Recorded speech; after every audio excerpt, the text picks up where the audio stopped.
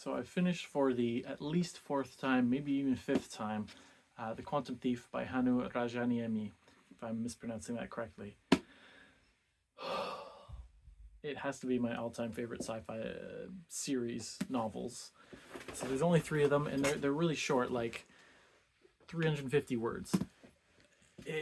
They're so well written. They're so complex and complicated, but not convoluted. And there's so much to them, but it's so pared down. There's no bloat. He managed to fit so many ideas and so many thoughts into such a short book that I just love it. I love it so much. Reading this again, like I said, for the probably 5th time, it's such a joy. It's just a comfy book, and the characters are so great, and it's funny, and it's thought-provoking, and there's twists, and like, I've read it 5 times. I know what's gonna happen, but it's still just like brilliant the way he lays it all out, and the way it wraps up, and it all works out, and the silly little twists and the reveals. I absolutely adore this book. It is very difficult, though. It did take me probably the first 3 reads before I fully understood it. That's not to say I didn't enjoy it the first few times, but it is a challenging read. But it's not the type of sci-fi that's so complicated that it doesn't make sense. Like, this does make sense. Like, the author knows what he's writing about. It just takes a very smart person to sort of figure it out, and it took me apparently 5 tries to get there, and I'm sure there's still parts of it that I'm not really clear on what's happening. But the author, he's a Finnish author. He has like PhDs in math and physics, and he's just super smart boy. So it involves this character, Jean le Flambeur. Now Jean, it's sometimes called Jean le Flambeur, the trilogy. So there's 3 books. The Quantum Thief is the first one. And Jean is the classic gentleman thief. He's suave, he's classy, he's good with the ladies, he's always flirting, and he's like a genius thief. He'll steal stuff right out from under you without you even realizing that it's been stolen. And it starts out with him trapped in something called the Dilemma Prison, which is this prison where the archons who rule the prison work out game theory. It's all about cooperation or defection. 2 people have to fight each other in some way, and if they both cooperate, then it's good for them. But if they both don't cooperate, then it's horrible for them. But if only one cooperates and one doesn't, then the one that doesn't gets like stimulated and a great feeling. You defected, you gave up the other guy, where the other guy gets to experience a mini version of hell. And so Jean's been in here for countless years. And sort of the idea is that through this process, their minds will be adjusted so that they are now sort of cured by creating good little cooperative people. Because in this prison, their minds, it's not a physical prison. Well, it kind of is, but their minds are copied. So in this universe, there are things called goggles. Not goggles like G-O-G-O-L-S. Goggles. I don't know how else to say it. I've never said it out loud. Now that I say goggles, it sounds like goggles on your eyeballs. Which goggles are uploaded digital minds, usually just used for their raw computational power. And a lot of people are enslaved and forcibly uploaded for their minds. But the minds can be duplicated and copied. So Jean's been copied so many different times in this prison, and sometimes he loses and he dies. That version of him dies, but the ones that cooperate succeed, and eventually, through like evolution, they will create the perfect Jean le Flambeur, who is a criminal who has been rehabilitated and is the ultimate cooperator. Anyways, he is in this prison, and the prison is run by the Sobernost.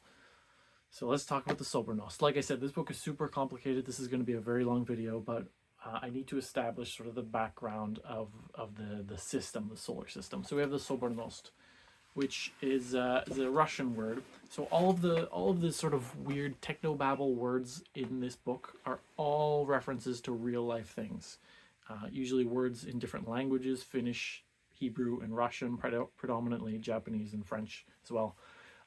Or they're references to people. So if they're uppercase proper nouns, Usually it's a reference to transhumanist philosophers from the 19th and 20th centuries. So the Sobornost, it's Russian for sort of a religious community, a sort of togetherness, a oneness. They are sort of the main faction in the solar system. They're ruled by these 7 founders who are the ones that founded the Sobornost. I absolutely love this line in the book about the Sobornost. So it's referencing one of the Sobornost ships which is coming into view, and it says, "Dark ships, jagged and fang-like, a cluster of 7 faces sculpted in their prows, the same faces that adorn every Sobornost structure. The founders, god kings with 1 trillion subjects. I used to go drinking with them." Which, that just sums up Jean le Flambeur in a nutshell. He is not one of the Sobornost, but he knows them all from back on the days when they were just humans on Earth and sort of present day 21st, 22nd century, whenever. He knew these guys, and they all uploaded their consciousness and became super powerful, basically gods ruling trillions of souls. And I just love that line. So yeah, so these 7 founders, they founded the Sobornost, this collective, and their whole thing is they follow the philosophy of they call it the Fedorovist philosophy, which Fedorov was this guy, this Russian philosopher, transhumanist, who wanted to use technology to defeat death and sort of preserve everything and a sort of immortality in every person. And so that's what they're trying to do, is they're trying to upload every human, everything, everything, upload it digitally and preserve it forever.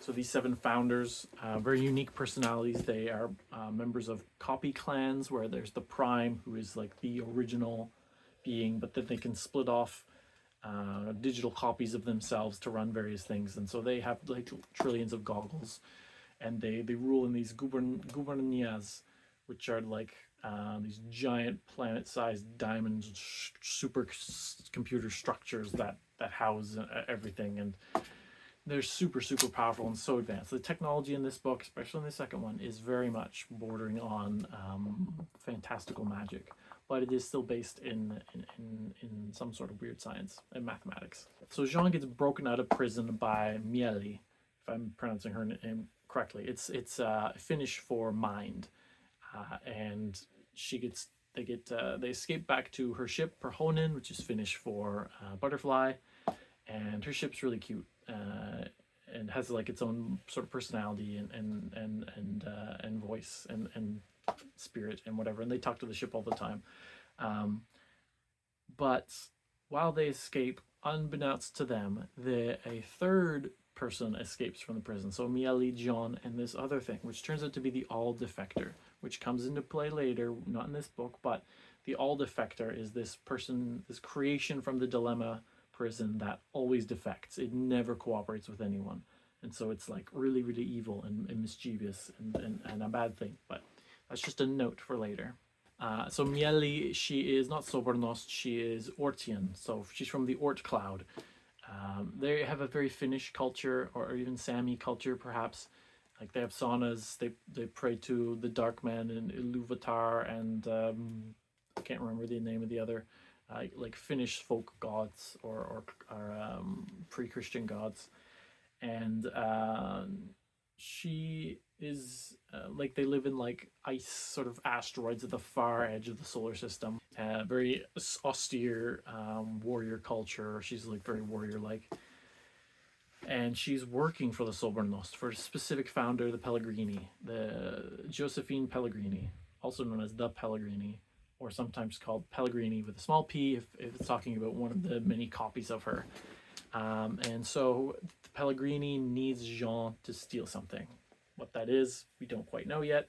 So she's doing this because Mieli has this lover, Saidan, which is, again, pronunciation. Sorry, I don't know how to pronounce Finnish. Finnish for heart. So Saidan, we don't know yet, but we find out later. Saidan was Mieli's lover and was somehow lost to her, but the Pellegrini, one of the Sobornost founders, can get her back. And so Mieli agrees, hey, I will help you get this Jean character and steal whatever you need stolen, and then you'll get me Saidan back. So that's Mieli's whole thing.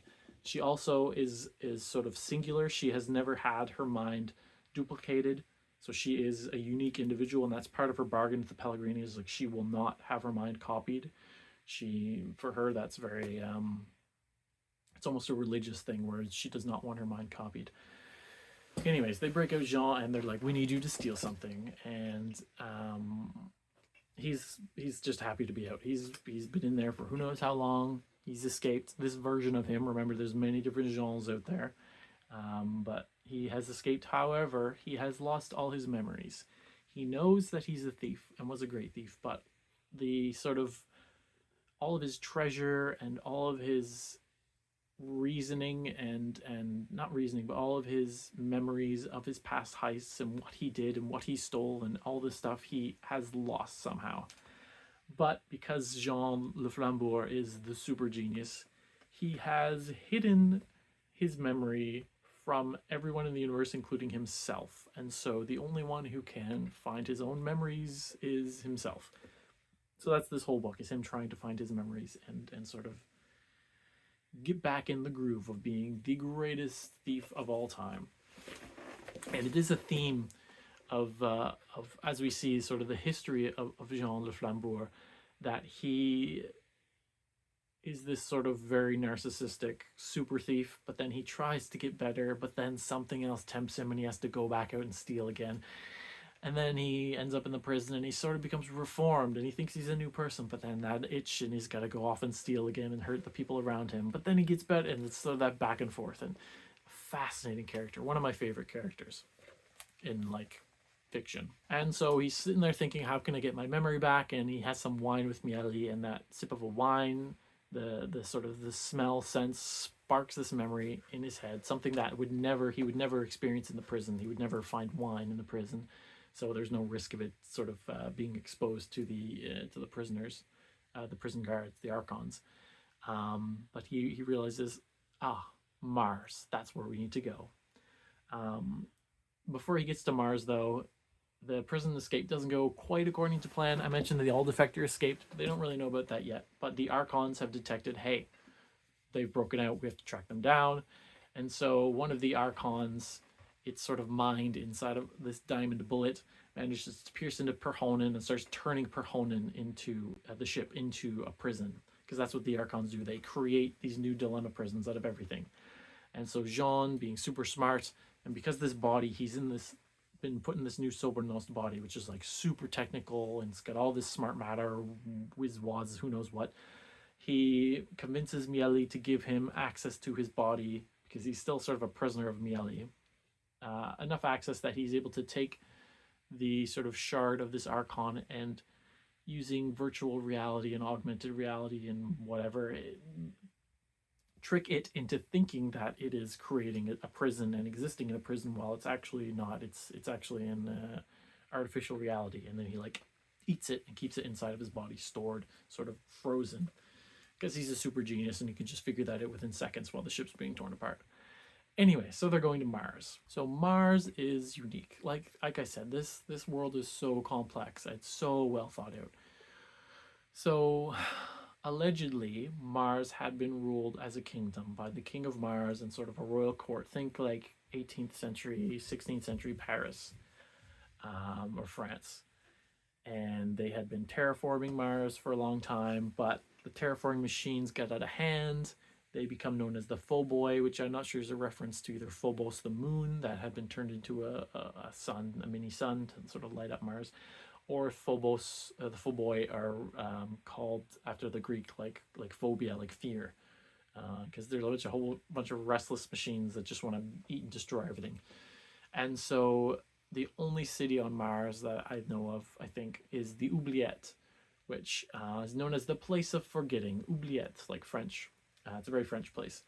And it is a city that is moving. It's a constantly moving city to escape these Phoboi. And it's carried on the back of these massive robots known as the Quiet. The Atlas Quiet specifically, the ones carrying the city on its back. And at some point in their history, they get rid of the king. They had a revolution, much like late 18th century France.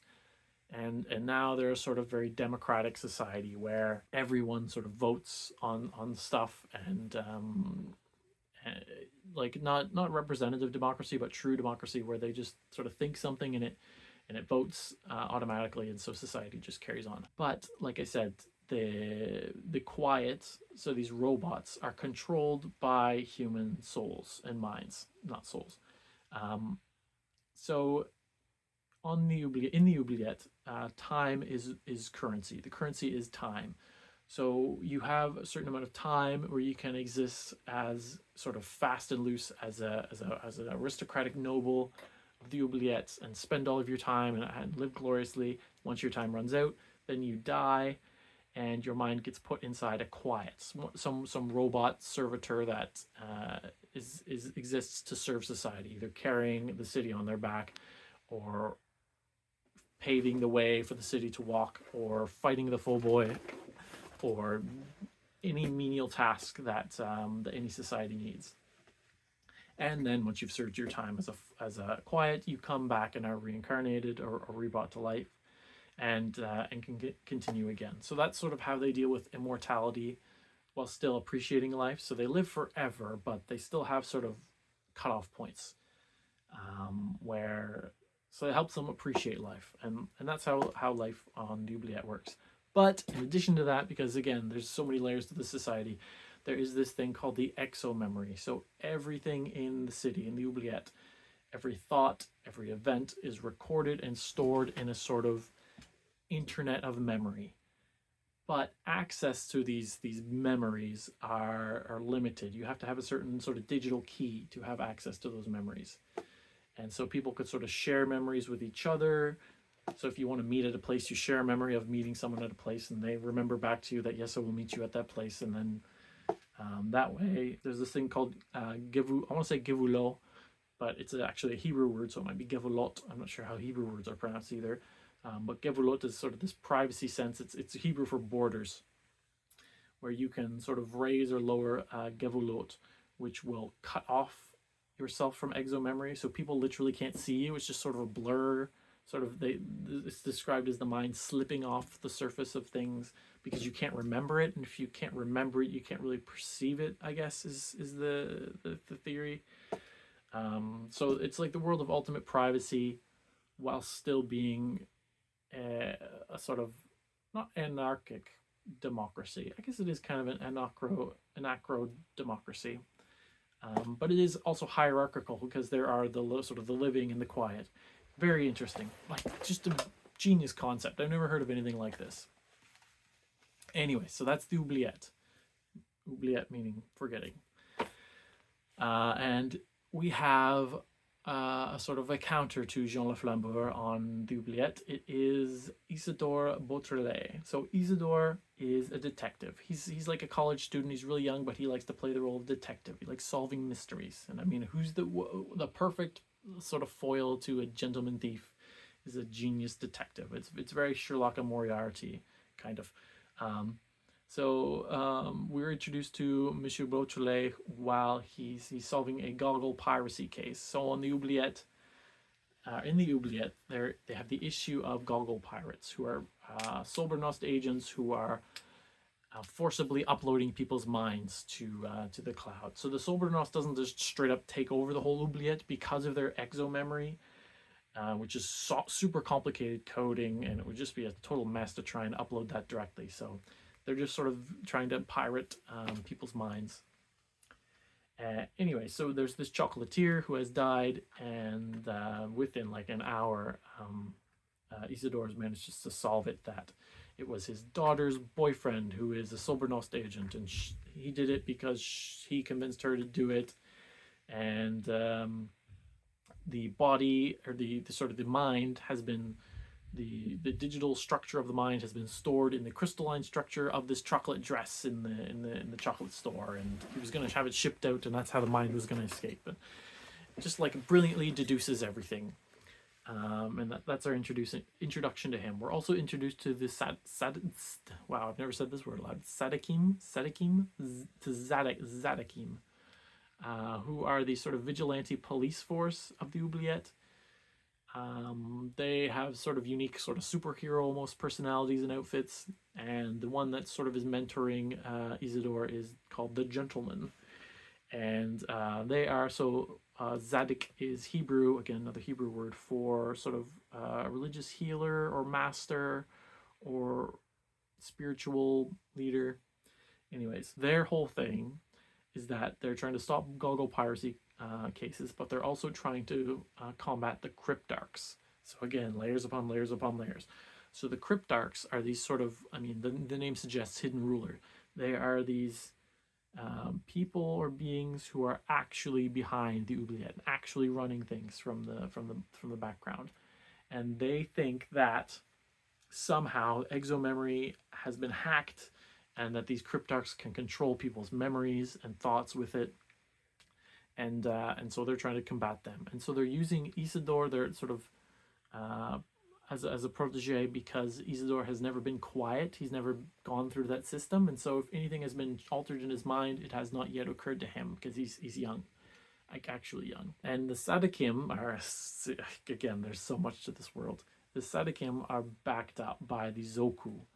So the Zoku are giving their technology and stuff to the Zadakim to combat the cryptarchs. So the Zoku are the sort of second faction in this system. They, while the Sobernost rules the inner system, the Zoku rule the outer system, the gas giants. I guess rule is not really the right word, but that's where they exist. They're super technologically advanced, maybe even more advanced than the Sobernost, but advanced in a different sort of way. They exist as sort of anarcho-communist or weird socialist. I mean, Zoku, the word's Japanese for like group or clan or band or something. But they are, they're really cool. They're descended from MMO guilds, which is really weird, like very much World of Warcraft vibes. So this book was published in 2010. Yeah, so they were a bunch of gamers who are all about min-maxing and all about gamifying everything, like literally. They call it resource optimization, but they're just like min-maxers. They want to use the efficient use of resources to get the most they can out of everything, and that's how they sort of evolved and grown. But they started out as just a bunch of gamers, and a couple of them worked in a physics lab and were like stealing quantum data, quantum technology or whatever, and using it in their games to sort of get an edge over the other guilds or clans or free companies or whatever game thing you want to call it. And so that's how the Zoku were created, were founded. So yeah, they're very much into augmented reality and creating their own virtual reality where they exist. And they have these things called Zoku jewels, which are these literal physical jewels that are somehow connect them to each other. Sort of are, if you're part of a different, you can be part of different Zokus. There are different Zokus, different groups among the Zoku, and each one has their own gem. And anyways, we see them more in the third book. But they have a colony on the oubliette, in the oubliette, on Mars, because they had been in the Protocol War with the Sobernost, which they apparently lost. Supra City, which was their city around Jupiter, was destroyed, and in fact Jupiter itself, either in the Protocol War or in a different instance, was completely destroyed in something called the Spike, where there was some sort of singularity involved, and it destroyed Jupiter, and it fired off a whole bunch of weird informational radiation, which scrambled a lot of people's brains and stuff. So the Zoku fled, and I mean, there's still some other Zoku out there, but this group of Zoku from Super City have sort of come to Mars to sort of heal and hide from the Sobernost and sort of get their strength back. So they've gotten there, and they're helping out the Zadakim with the cryptarch thing. It's so complicated, but it's so good, and it makes sense, and I love it. So Jean arrives on Mars with Mieli in tow, and he starts seeing sort of visions of or fragments of himself from the past. So he knows that he's been there, and he sort of starts picking up information now and then. He finds his old watch, so all the people there, sort of like their wallet or their cell phone. Well, it's not really a cell phone, but it's the watch that holds the quantum units of time, qubits, that count down. That it's like their money, right? Their currency. Count down their time to be quiet. He finds his old watch. He gets some more memories back, and he remembers that 20 years ago he had been an artist called Paul Cernine, which is an anagram of Arsène Lupin, which is sort of an old gentleman detective character that Jean le Flambeur is based on. And he discovers that he had been in love with this woman, Raymond. And he tracks down Raymond. He tries to like pretend to be someone else because he's really good at disguise, and tries to sort of hack her Gevulot and get his memories back that way. But she sees through him and realizes who he is, and like hates him because he just up and left her 20 years ago when they were like super in love. And so it turns out that she is the gentleman. She is the Sadik, and she has there's a big fight with her and Mieli. They're just about to kill themselves, basically fighting over Jean. And then he's like, "Ladies, let's work together on this." And so the Sadik Raymond, the gentleman, agrees that, okay, we'll help you, John. We'll get your memories back, but you need to help us, the Sadikim, against the Cryptarchs, sorry. And so their plan is they need to analyze someone's mind before, someone who's never been a quiet, analyze their mind before and after they become a quiet, and pass through that system and see if there is any change, because that will tell them that the Cryptarchs are messing with people's minds. And so Jean's brilliant plan is that there's this super wealthy guy named Monsieur Unro, and he is planning on an early retirement. He could live for like 1,000 years, but because he's super rich in time, but he's going to voluntarily go to service as a quiet. And so he's throwing this great big party, and so Jean's like, I have a plan.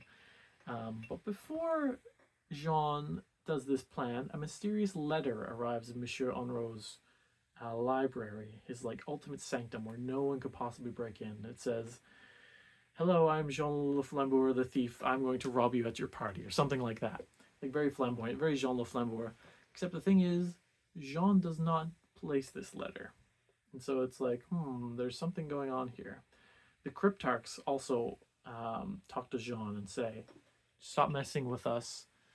We know that you're trying to help the Sadikim out to find us out, but the Sadikim don't know that actually they're working for the Zoku, and the Zoku are working for us, and we keep the Sadikim around because they fulfill a purpose in society, and it's like webs within webs within webs. Anyways, so there's this mysterious letter, and Monsieur Unro is very upset by this, and so he calls in Detective Beautrelet, Isidore, to solve this mystery. So we have Jean le Flambeur pitted against Isidore Beautrelet. And so the night of the party happens, and it turns out Jean's plan is to steal 1 minute of quantum time from Monsieur Unro, and then when Monsieur Unro dies, he is going to fakes his own death and goes into the underworld and finds Unro's corpse and gives him back the 1 minute, which makes him come back to life, and then they can see his brain patterns before and after and see if anything has changed in that moment. And so it goes off without a hitch, although Beautrelet almost catches him. He's like this close so many different times. But yes, they figure out that yes, the Cryptarchs are messing with people's memory. There is sort of no volition or freedom in the oubliette. Everyone is controlled by the Cryptarchs. And now they're like, what do we do about it? And so Jean gets given memories by Raymond. He doesn't get all his memories back, but she gives him her memories of him, and so that helps him remember a lot. He remembers how he hid his sort of past from himself. So he remembers that 20 years ago he had tried to be Paul Cernine. He had tried to give up being this master thief and sort of live a quiet life and settle down. But he found out through the spike, which I talked about, that the Zoku had this mysterious box, and the thing inside the box was the soul or the mind of a god, one of the founders. And so John's like, I have to have that. Like, I need that. I am going to steal that. I don't care. And so he takes all of his before he tries to steal it, he had taken all of his treasure and all of his memories and all of sort of his past and stored it in the exo memory of his 9 friends. So he has these 9 really close friends.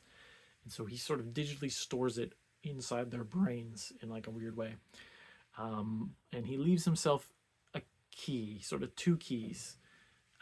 It is a gun with 9 bullets in it, and each time one of the bullets is fired, they have 9 different names on them of his different friends. His 9 friends will die, and once all of them have died, these sort of art installations that he have built will coalesce in the center of the city, and that will sort of create his sort of treasure trove that he will be teleported into and can access all of his memories and his past heists and all his everything.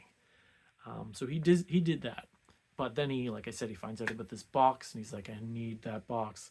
And so he sort of gives up his life as Paul Cernine and goes back to being Jean le Flambeur, and goes and steals this box, which he then shoves inside the brain of one of his friends. And his friend Gilbertine is a woman that because he had met Raymond and he loved Raymond, but then he saw Gilbertine and was like, man, I want to steal that too. So then he steals Gilbertine and cheats on Raymond, but then he gets back with Raymond. Anyways, Gilbertine comes and sort of confronts him and says, you are going to leave Raymond like with a child? Like, how dare you? And he's like, she doesn't have a child. I didn't have a kid with her. What are you talking about? And he's like, I definitely would have remembered that. Like, I deleted a lot of my memories, but there's no way I would have deleted or forgotten that. Anyways, he shoves the box inside Gilbertine's brain and goes off to be Jean le Flambeur again, stealing from the diamond brains of the Silvernost gods and whatnot.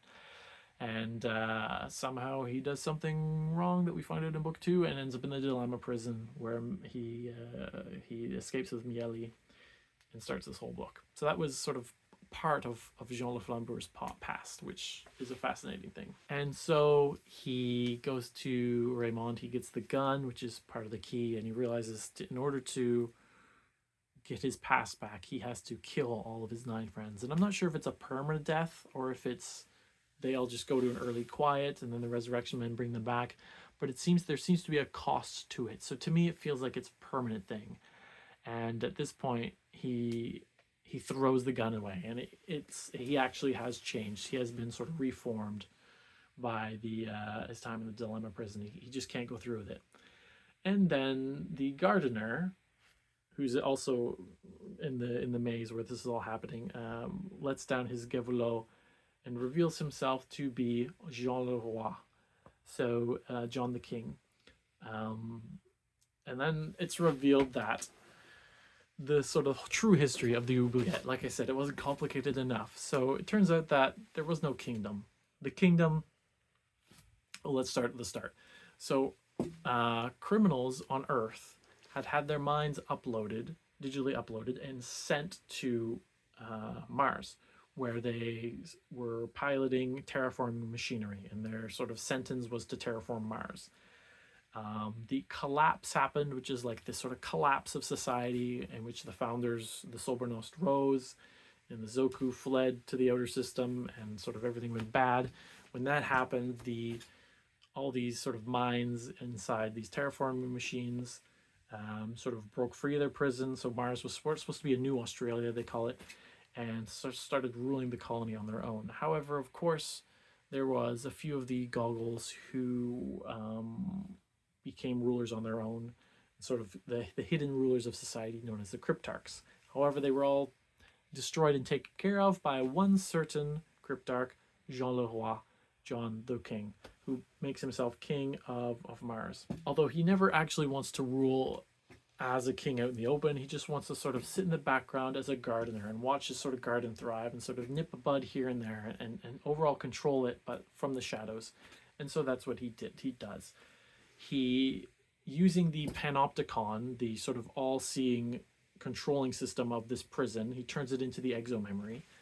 And with the help of the Zoku, who are coming in as refugees, he gets them to sort of create this virtual reality of the kingdom, which never existed, and uses that virtual reality to sort of create the memories that there was this kingdom and this revolution, and now everyone lives happily ever after. All the while, he is the one actually controlling everything. And his name is Jean. Why is his name Jean? Because when he was a criminal on Earth, he was one of the Goggles of Jean le Flambeur. So very, very early one.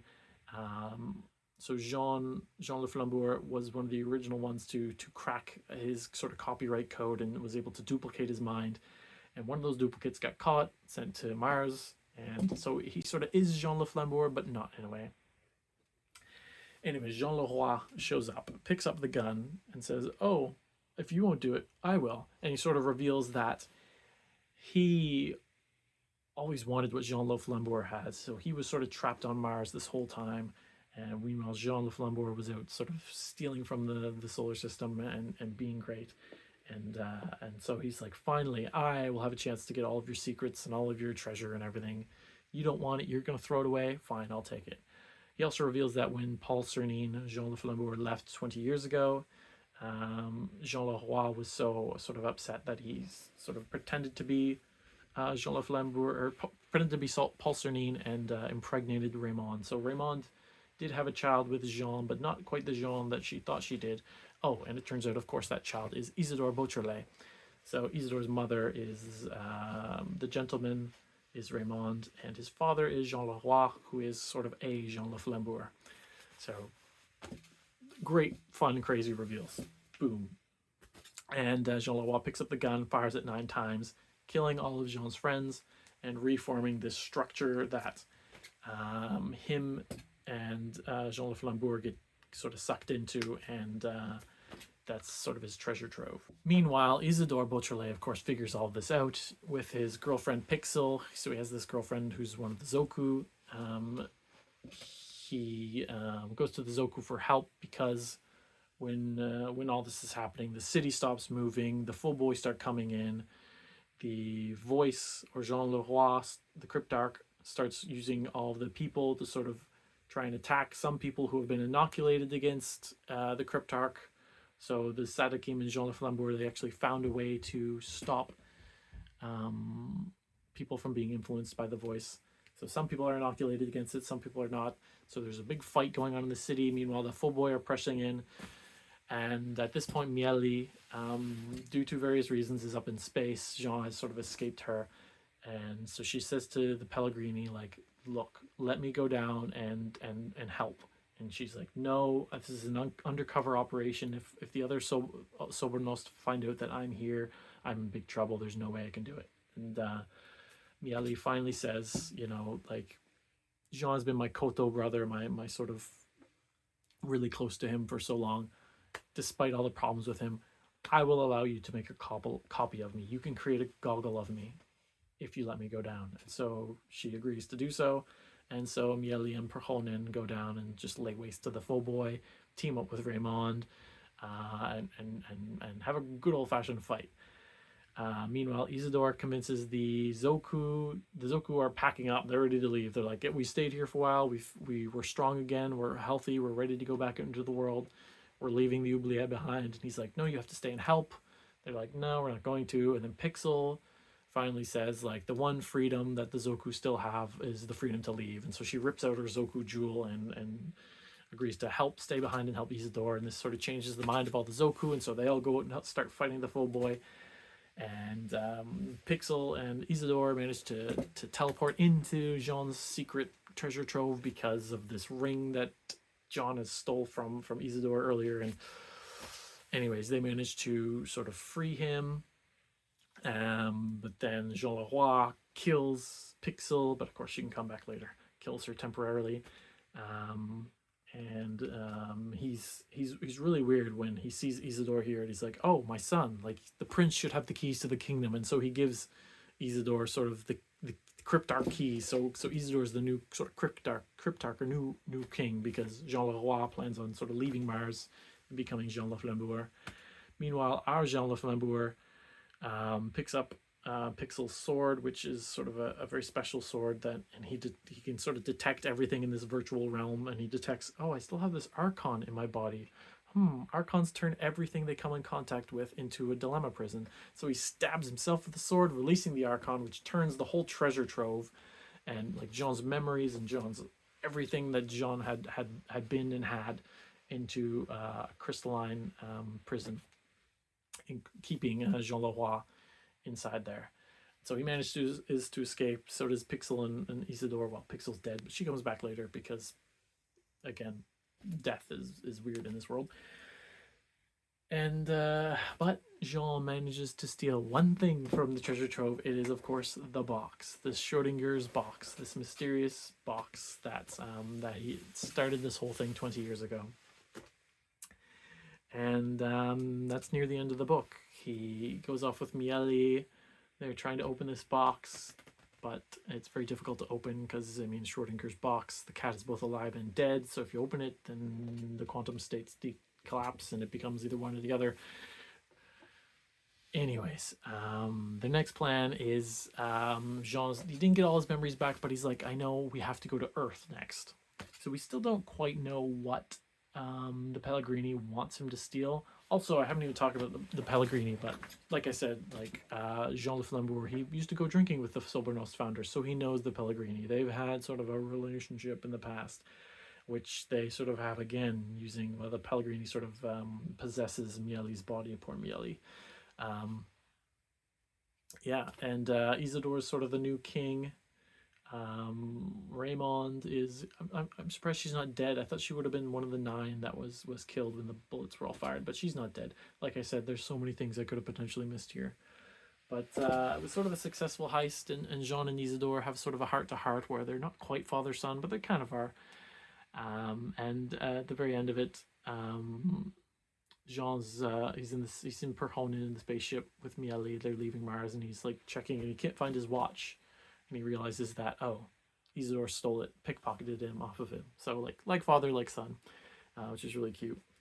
Yeah, so they're off to Earth for book 2. I just love this series. It's such a fun series, and it's so complex but so real. And I've, like I said, read it 5 times. I think every 3 years I've read it, which is really strange. And it did come out 15 years ago, so 5 times does check out. Anyways, that was The Quantum Thief by Hannu Rajaniemi.